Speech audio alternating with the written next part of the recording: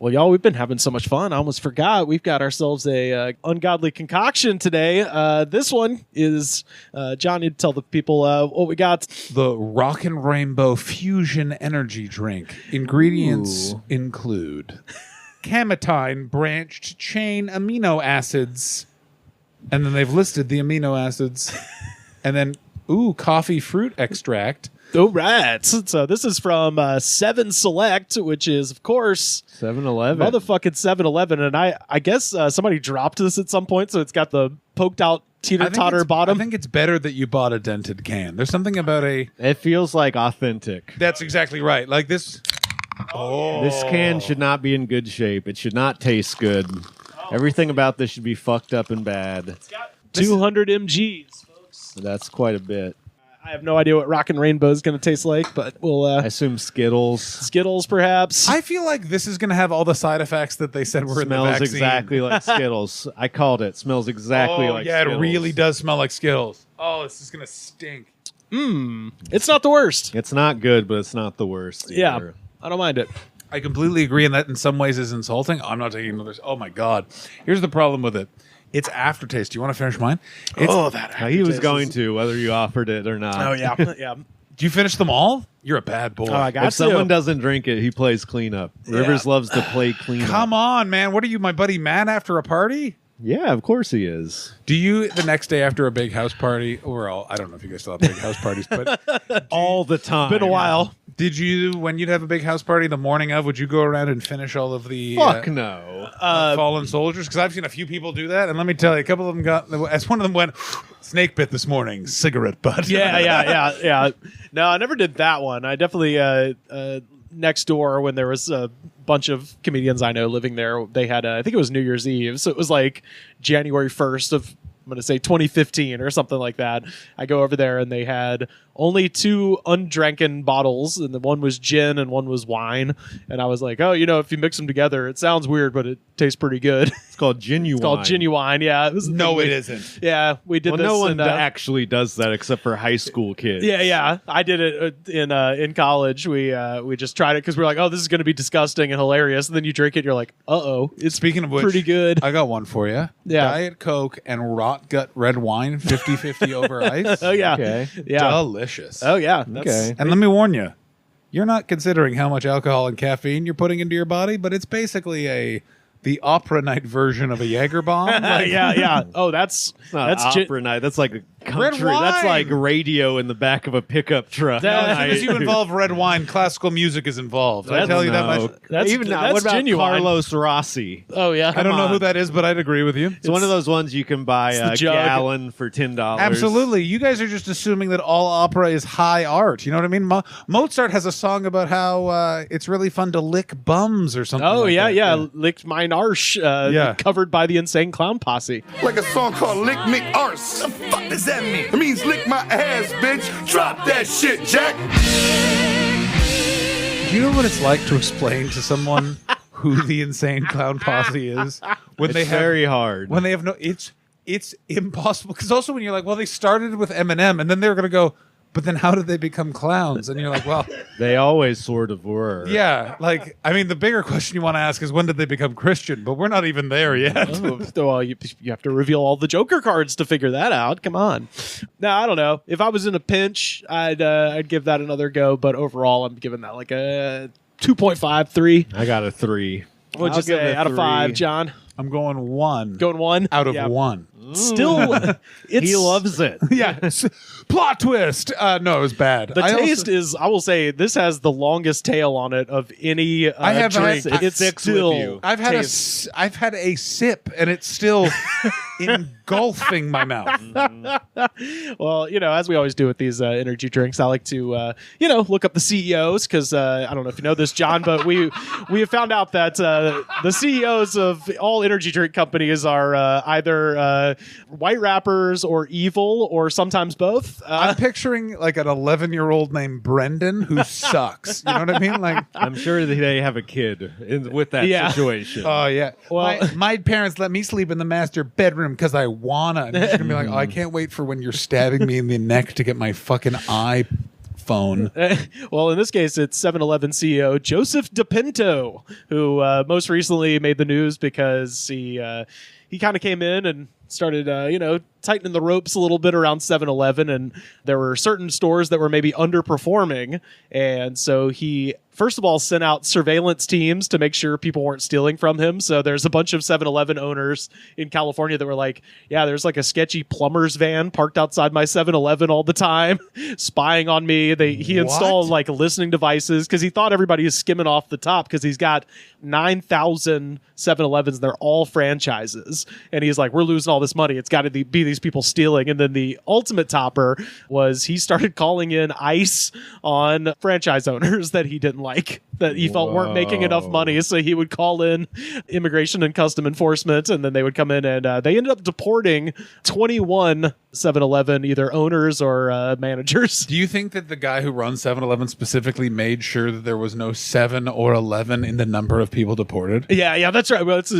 divisible by 7, I Can't suppose. be 7, can't be 11, can't be 18. But yeah, this is Sarah Jones writing for The Intelligencer. Within 7-Eleven, DePinto wields massive powers, the CEO, building a group of ex-cops and private eyes charged with identifying stores that were cooking the books, skimming cash, or otherwise gaming the system. In March 2018, a California court ruled that the corporation's franchise structure exempts it from certain overtime and expense reimbursement obligations and franchisees. So isn't that cool? The cool liberal state was like, oh, you guys don't have to fucking pay people what they're supposed to. There is nothing more nightmarish than a California judge because they are never helpful. It's never like, proceed. It's always like, yeah. You said the word there about 2 days ago, and I think you meant the other one. And you're like, what the fuck? But yeah, so that's Joseph DePinto. He sucks. But, I didn't want to cap off this little segment without some fun. So I did go to r/7-Eleven. Oh, fuck yeah. For some fun 7-Eleven stories from Reddit. So I was going to share these with you guys and just tell me what you think. There's one that's like breaking news that we'll get to in a minute. But this guy, his handle is, all right, I'm going to head out. Great handle. Well done. It says, back when I was in high school with some friends cutting classes by staying in nearby 7-Eleven, me and my friends were doing alchemy by mixing some drinks and hot coffee we bought. It tasted like shit, as expected. There was a woman there mixing up 3 Slurpees in her cup. A bunch of college kids were blowing up the condoms they bought into balloons. The cashier was arguing with a drunk guy, and a taxi driver was pissed that another drunk guy puked on his car. The drunk guy was sitting on the curb eating potato chips and petting a stray dog. Yeah. This is the thing. This is what when the guy was like, oh, you got to do something about 7-Eleven losing money. And I'm like, you're not going to be able to, because 7-Eleven, at least in Canada, is like, you want to see some shit after 11? Oh, yeah. Let's head on over to the 7-Eleven. Like, there was one that had gas pumps that they had to get a security guard because neighborhood kids and then just people from bars would go by and they would just take the gas off the thing. Zoolander gas fights. And they would just shoot the gas because you didn't have to activate. Like, it was like an old school one where you just clicked it up. Yeah. And it was one of those things where like I lived pretty close to it and it was insane. The entire neighborhood was like, let's fucking light some shit on fire. Like, it was so crazy. This is somewhat related. It's like, being able to say, like, I remember a time before the internet does make you feel like an old man. Nothing makes me feel like more of an old man than being like, when I was 16, you could just pump gas and then pay for it. Which is, at least in Alabama, like, that's fucking wild. That honor system held until like 2002, it was 2003. like that way in Texas. Yeah. Buddies, it's still that way in Canada. Come on down. Is that right? Okay. You could just steal gas? I mean, you can't really steal gas. As someone who knows a variety of teenagers that tried that, you would be shocked to realize that those cameras are mostly focused on your license plates. Yeah. Oh, yeah, for sure. Like, that's the thing that I remember. A guy, I know someone, he got off because he claimed he forgot to pay. And I, knowing the person, believe he attempted to steal gas. Uh-huh. And what the cop was at his house before he got there. Like, whoa. Holy shit. because it's literally like, well, that guy took off. The license plate is this. Yeah, where does he live? Great. Yeah. Like, of course, like, you're going to rush to that if you're like. This is Rodeo Bob says, I work the graveyard shift at 7-Eleven. A stretch limo pulls into the lot around midnight. 2 of the most ordinary people step out. Not dressed fancy, no suit, no evening gown, just a dude in blue jeans and his chick. He comes in, walks up to the counter and says, give me the freshest can of Copenhagen you got. Oh, and whatever the lady wants. The lady in question said she didn't want anything, so I grabbed the first can from the dispenser and set it on the counter, ring up Mr. Stretch Limousine. He asked me, hey, do you know who I am? Dude looks nonplussed by my reaction. There is no reaction from his lady. They both walk out, get in the stretch limo driveway. Still have no idea who he was or who he thought he was, but give me the freshest can of Copenhagen you got. Lives rent-free in my head. Who do you think it was? I think it was Matthew McConaughey. Ooh, yeah. He doesn't say where they were. Doesn't say where he is. His name is Rodeo Bob. So That's why Texas I'm is throwing, not a bad. I'm throwing on, this seems because what it seems like is that's Copenhagen and Do You Know Who I Am? That is a country music or that like yeehaw style I celebrity. feel like that's true. a crazy local newscaster or something. Or but limo, would a newscaster be in a limo? well, Here's trying to show off. Yeah. Here's my thing. It's Rodeo Bob. Wyoming is the cowboy state. That's home to Jackson Hole, which is basically just Beverly Hills in the middle of the fucking desert. That is true. So it might have been. I'm trying to think of who would live in Jackson Hole and who So would many like be people. dipping. I don't know. Maybe Harrison Ford. It's surprising also who this fucking country, the amount of tobacco you people chew is disturbing. Like it just doesn't I exist agree. anywhere else. Like I agree. Yeah, I don't do it. I've never like I smoke cigarettes forever and I am pro cigarette. It's the like, oh, it cuts your gums. I'm like, right there, I'm done. yeah. Cigarettes are perfect. It just slowly makes it so you can't breathe. I got a couple more. This is Clarence Boddicker. When I was an agent of the law, I got a call one night to respond to the Main Street 7-Eleven for a disturbance. When I pulled into the lot, there was a fair amount of people standing outside. The store manager told me that someone had put a dead skunk in a paper bag, stuck it in the microwave, and turned it on high and left the store. They wound up closing that night and throwing the microwave out. The stink was unreal. And I'm like, RFK Jr. probably? Oh my God. It's good reading this just to know that teenagers are still out there affecting change. That's fucking wild. That's the wildest shit ever. Did you, when you guys were teenagers, have that friend that I would call the dead skunk in a bag? kind of Hell friend? no. I didn't have a friend that would do anything Oh like my that. God. If somebody did something like that, we'd probably stop hanging out. I with had a them. couple of guys. If you were trying to fuck with a dead skunk, They were- you're Yeah. out of the clique. So I was not. They were like, it would be like, you know, like you have a friend group, and then one of your friends has another friend group. That other friend group was like fucking insane. And you know what I like? You know what I like? They all grew up to be petty criminals and kind of fuck ups, which is exactly where you expect those guys to end up. Good for them. Yeah, never change. They never change. Never go change So it. fun. Yeah. Still funnest bunch of guys. Do not expect anything normal to happen. This one is hot off the presses, posted 10 hours ago. Shane C. Tech. An ex-coworker just came up behind the counter and robbed us. He popped the register open, took all the cash, and punched me in the face. I'm totally shocked and stunned. And then he provides down in the comments an update. This is from 5 hours ago. Now this guy is sending me crazy texts like, hey, if you need time off, call me. I can work. I'm like, what the fuck? He's clearly on something. That's meth behavior. Yeah, I was gonna say- yes. I love this guy. You guys Meth. being Texas and Alabama, you know more. You know methmen much more than I do. Dude, California is way more meth than anywhere in the South. Yeah, but you know, yes, California is, but LA isn't. LA, you don't see many meth in LA. Yeah, well, LA's not that big. Walk around here. Oh, yeah, that's true. Because I was a Yeah. Koreatown man. When that's fentanyl, I'm East LA, so that's fentanyl. Watch the stream on Thursday. We'll probably see some. Yeah. What's happening on Thursday? Oh, Sam and I do a stream, or Sam does a stream, and I attend when I'm not working, and we've definitely come upon some guys been hitting the walking foil. around on the streets with a cell phone. Yeah. And, you see some shit down on Hollywood, on Vermont, down on Virgil, down on everything. On Virgil, last week, I had to be like, I can't film my camera one direction because I'm pretty sure there's people with no clothes on in the street. And I don't want to get the YouTube channel banned. Yeah. I will say this. That area around the Virgil on Virgil has always been a bit spicy. And from COVID forward, it's like they've just gone, guess what happens at this corner? Whatever the fuck we want. Yeah. Like, There's a 7-Eleven on that corner. 7-Eleven over here Yeah. is so bad that it's started to make the other 7-Eleven bad. Because it's so bad that even the bad people don't want to hang out at that 7-Eleven So the anymore. less bad are at the Virgil. They go up to that. I love it when the sketchy fuckos also are like, enough of this place. You know what I mean? They're just like, you don't see it as much as bar culture is shrinking and it's much more microbrewery. But like, you remember like the neighborhood sketch ass bar, and then it would get too hot, and then all the sketchy guys would be like trying to hang out at the hipster bar, and you're like, hey man, you're wearing a diaper. This is not a place for you. Right. What's the craziest shit you've seen at a 7-Eleven, or was it a gas fight? The craziest thing I've ever seen at a 7-Eleven was the other 7-Eleven in that same neighborhood, as of course there's always two. And this is the slightly classier one. And it was across the street from, this was in Toronto, the Comfort Zone, which is a very famous after hours. Best thing, one of the great Toronto, it's now closed, but one of the best things, and people would like wait, there were crowds, is the day after Halloween, you'd wait to see what came out of Comfort Zone. Like a friend of mine, I think once saw an Elmo. Oh, wow. So it's wet Elmo. It's like walk of shame like situations. Walk of shame, but like craziness.